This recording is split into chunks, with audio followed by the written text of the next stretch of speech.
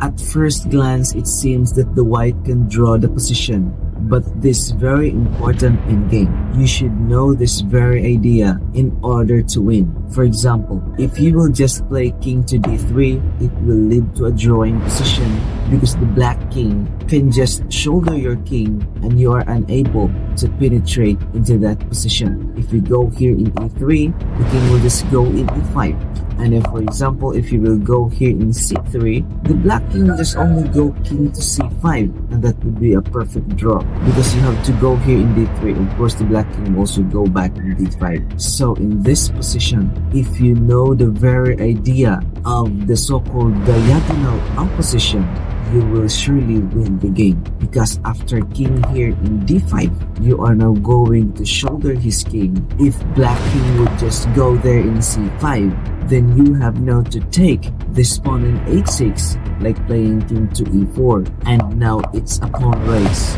Here you can take this pawn, and after he pushed that pawn, of course, it's bad to play king here in g7. It is because his promoting pawn would go to a1, directly checking your king. That is why it's better to play king here in g6, and after that pawn race, he cannot promote because you are the one to promote first, and once he promotes that pawn, your queen will capture that promoting pawn. So the same is true after king to e3, he will play king now to f4 to eat that pawn. Then you are now going to play king to c4, and after that king moves, after he played king now in g4, taking that pawn, and after that push, don't forget not to play this king to b7 because the promoting pawn would directly check your king. That is why it's better to play king now in b6, and after that pawn race, he cannot promote this pawn because you are the one to promote first, and this square